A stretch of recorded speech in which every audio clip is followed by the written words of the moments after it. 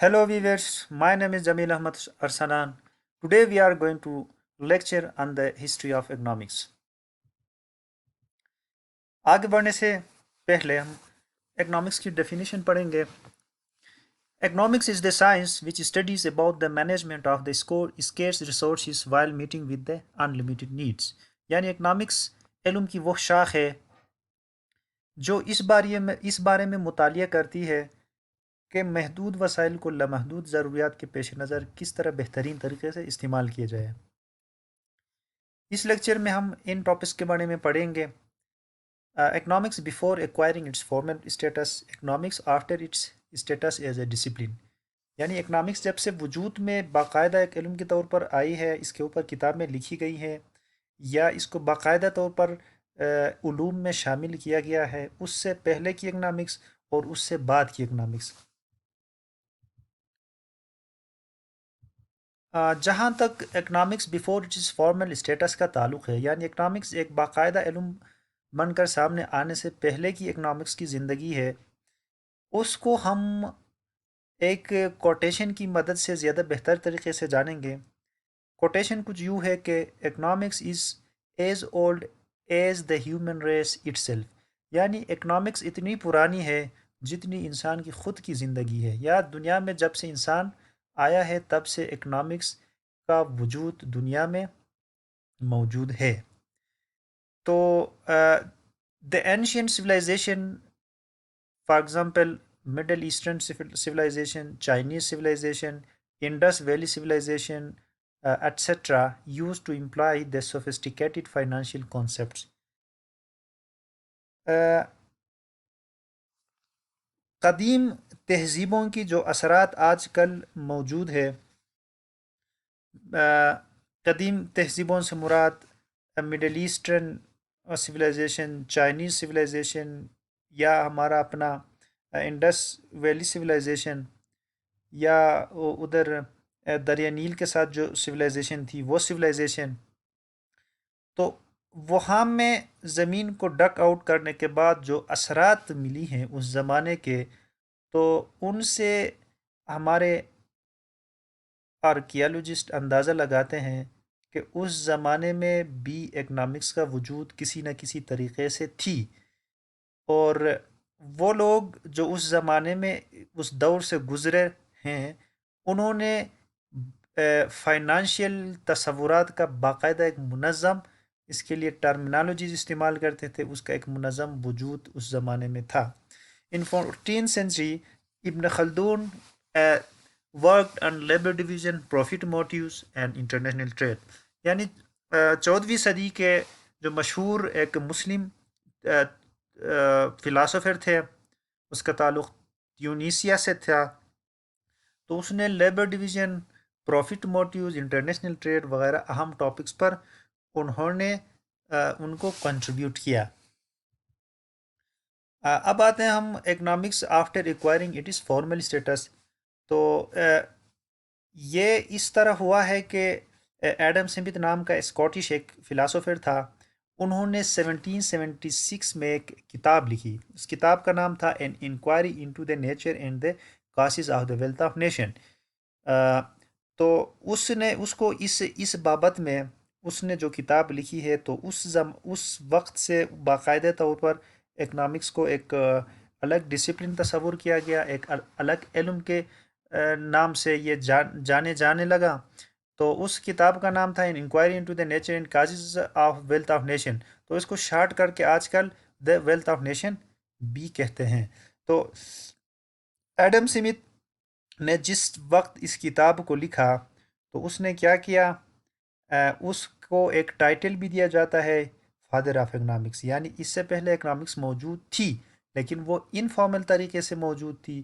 جو انفارمل طریقے سے موجود ہونے کی وجہ سے باقاعدہ علم اس کو نہیں تصور کیا جاتا تھا. جب سے اس نے یہ تھیسس لکھی ہے، جب سے اس نے یہ کتاب لکھی ہے، تو اس کو اکنامکس کی علم اکنامکس میں وہ پہلی کتاب تھی جو باقاعدہ اس علم کے لیے لکھی گئی. اس کا ڈیفینیشن وہاں پر کی گئی، اس کے بعد اس کے مختلف اصطلاحات کی وضاحت کی گئی، مختلف مسائل پر انتہائی گہرے طریقے سے روشنی ڈالی گئی. اسٹرانگلی اپوز دا مرکنٹلسٹ تھیوری پریویلڈ ان بریٹین سین 16 سینچری. یعنی یہ ہمیں معلوم ہے کہ دنیا میں جتنے بھی نئے تھیوریز آتے ہیں جس فیلڈ میں بھی آتے ہیں وہ کسی نہ کسی ایگزسٹنگ تھیوریز کی ریئیکشن میں آتی ہیں. تو اس زمانے میں یورپ میں جو نظام موجود تھی، جو اکنامک سسٹم موجود تھی، وہ چونکہ اس کے زیر اثر تھی، گریٹ برٹن کے زیر اثر تھی. تو گریٹ برٹن میں جو ایک اکنامک سسٹم موجود تھی، وہ سارا کا سارا کس پہ ریلائی کر رہا تھا؟ مرکنٹلسٹ تھیوریز پہ ریلائی کر رہا تھا. تو اس نے مرکنٹلسٹ تھیوریز کو بڑے گہرے طریقے سے کرٹیسائز کی، اور دراصل یہ ان کی ریئیکشن میں یہ وجود میں آئی ہے.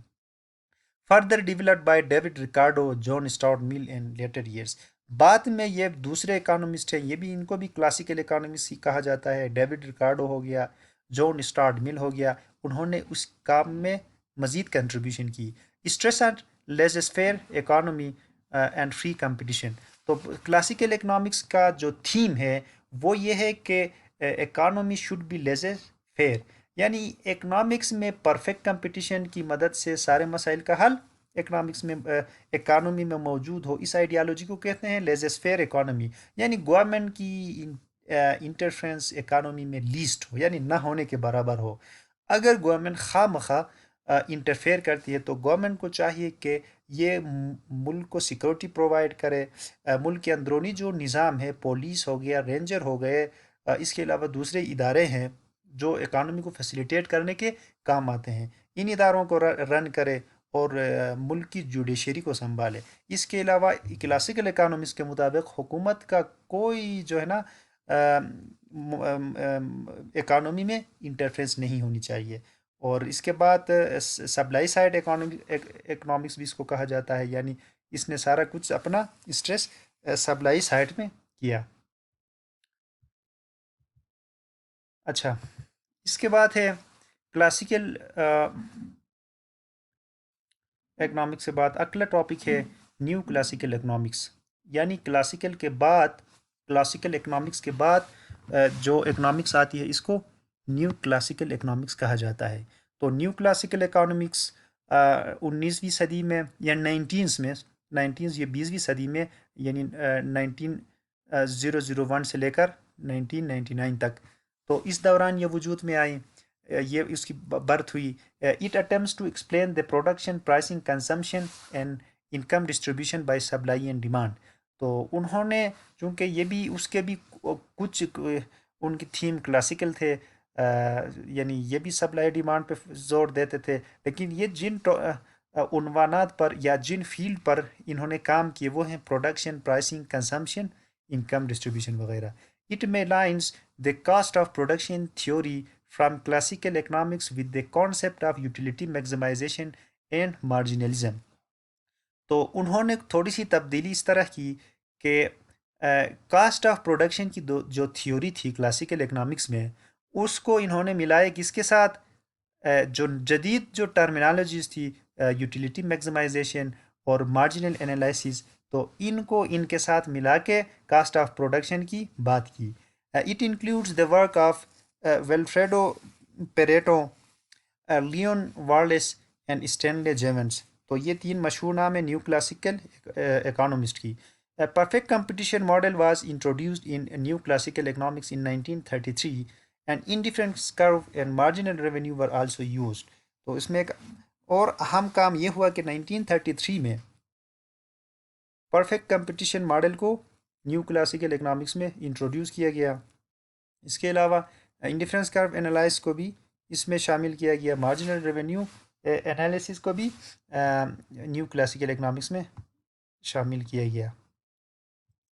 اس کے بعد ہے Keynesian economics, developed by British economist John Maynard Keynes in 1930s during the Great depression.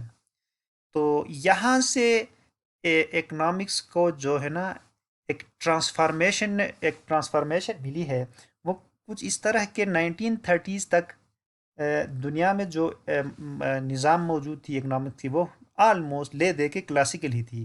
New classical آئی تھی لیکن وہ اس کا سارا جو مرکزی خیال تھا وہ کلاسیکل اکانومکس کا، یعنی لیزے اکانومی تھی، سمپل بات ہے۔ تو جب 1930s میں ایک دنیا میں ایک معاشی بحران آ گئی جو امریکہ سے شروع ہوئی، پوری دنیا کو اپنے لپیٹ میں لے لیے، ہزاروں لاکھوں کی تعداد میں لوگ بے روزگار ہو گئے، لوگوں کو کھانے کو کچھ نہیں ملنے لگا، مارکیٹیں سارے خالی کے خالی ویران ہو گئے۔ تو اس دوران یہ برٹش اکانومسٹ تھے، جے ایم سکینز کے نام سے جانا جاتا ہے، تو وہ کیا کیا، اس نے اپنی نئی تھیوری کو سامنے لایا۔ اس کے مطابق اس نے ریجیکٹ کیا لیزے فیئر اکانومی کو۔ اس نے کہا کہ بھائی یہ کوئی ٹیکسٹ بک میں ٹھیک ہے، ناول میں ٹھیک ہے کہ گورنمنٹ کی انٹرفیرنس کے بغیر اکانومی رن کرے، لیکن حقیقت سے اس کا کوئی تعلق نہیں۔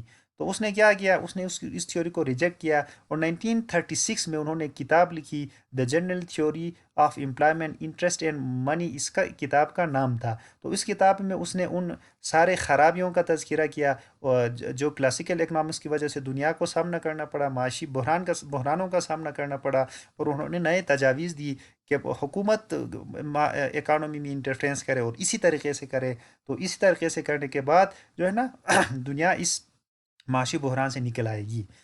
A macroeconomic theory, total spending in the economy and its effect on output, employment and inflation۔ تو اس کتاب میں اس نے تذکرہ کیا کہ میکرو اکنامکس تھیوریز جو انہوں نے دی، اس کے مطابق حکومت اسپینڈنگ کرے، ٹھیک ہے، حکومت اسپینڈنگ کرے اکانومی میں، تو اس کے نتیجے میں کیا ہوگا، اس کا ڈائریکٹ اثر پڑے گا آؤٹ پٹ پہ، امپلائمنٹ میں اور انفلیشن میں۔ اٹس ڈیمانڈ سائڈ اکنامکس، یہ ڈیمانڈ سائڈ اکنامکس ہے، یعنی اس کا سارا اسٹریس ڈیمانڈ سائڈ پر ہے۔ یعنی یہ اس کی کوشش یہ ہوگی یا کوشش یہ ہوتی رہی ہے کہ سرکار ایسی سارے اقدامات اٹھائے جو لوگوں کی ایگریگیٹ ڈیمانڈ میں اضافے کا سبب بنے۔ He said that increasing government spending and lowering taxes, the aggregate demand can be stimulated to coming out from the Great Depression۔ اس نے یہ تجویز دی کہ حکومت کو چاہیے اسپینڈنگ کو زیادہ سے زیادہ کرے اور ٹیکس ریٹ کو کم سے کم کرے، تاکہ کیا ہو جائے، لوگوں کے پاس خرچ کرنے کے لیے زیادہ سے زیادہ پیسے آ جائے، اور وہ زیادہ سے زیادہ جب پیسے آئیں گے تو تو پورے اکانومی کی ڈیمانڈ ایز اے ہول بڑھ جائے گی۔ اس کو ایگریگیٹ ڈیمانڈ اس نے نام دیا، اور یہ کیا کرے گا، گریٹ ڈپریشن سے دنیا کو نکال لے گا۔ نیو کینیزین اکنامکس، اس کے بعد کا جو دور ہے اکنامکس، اس کو نیو کینیزین اکنامکس کہتے ہیں۔ New Keynesian economics stresses on the economic growth and stability rather than full employment. تو اس زمانے میں جو کینس نے جو ایک تھیوری پیش کی تھی ایگریگیٹ ڈیمانڈ سے ریلیٹڈ اور میکرو اکنامکس کی جو بنیاد رکھی تھی، تو اس نے سارا کا سارا فوکس فل امپلائمنٹ میں کیا تھا۔ اس کی وجہ یہ تھی کہ دنیا کو اس زمانے میں 1930s میں روزگار کے مسئلے کا انتہائی برے طریقے سے سامنا تھا، تو اس وجہ سے ان کے سارے انالیسس تھے وہ فل امپلائمنٹ کو اچیو کرنے کی گرد گھومتے تھے۔ تو نیو کینیزین اکنامکس نے کیا کیا، فل امپلائمنٹ کی بجائے دوسری چیزوں پہ زور دیے۔ ان میں کیا ہے، اکنامک گروتھ اور اسٹیبلٹی، جو نیو کینیزین اکنامکس کی جو تھیوریز تھیں ان کی تھیم رہی۔ It identifies the market is not self regulating, یہ بھی ان کی طرح کینیزین کی طرح اس نے بھی یہی بتایا کہ بھائی مارکیٹ جو ہے نا یہ سیلف ریگولیٹنگ نہیں ہے، یعنی یہ ڈیمانڈ سپلائی کے فورسز سے اپنے آپ ریگولیٹ نہیں ہو سکتے، بلکہ اس کو ریگولیٹ کرنا پڑے گا۔ It was articulated in U S during post war period, یعنی دوسری جنگ عظیم کے بعد یو ایس سے نیو کینیزین اکنامکس کا آغاز ہو گیا۔ It does not emphasise in full employment, in state focuses on the economic growth and stability. پھر وہی بات ہے، یعنی یہ اکنامک اسٹیبلٹی اور اکنامک گروتھ پہ زیادہ زور دیتی ہے۔ Main areas are price and wage rigidity, یعنی یہ جن چیزوں پہ فوکس کرتی ہے یہ تھیوری، وہ ہے پرائس اور wage rigidity. In 1960s it discovers a close interdependency between micro and macro economics, یعنی 1960 میں اس نے کیا کیا، ان پہ بڑا زور دیا، مائکرو میکرو اکنامکس کے آپس میں گہرے تعلق کے بارے میں زور دیا۔ Thank you for watching us, stay tune for more videos, subscribe the channel and press the bell icon. اللہ حافظ۔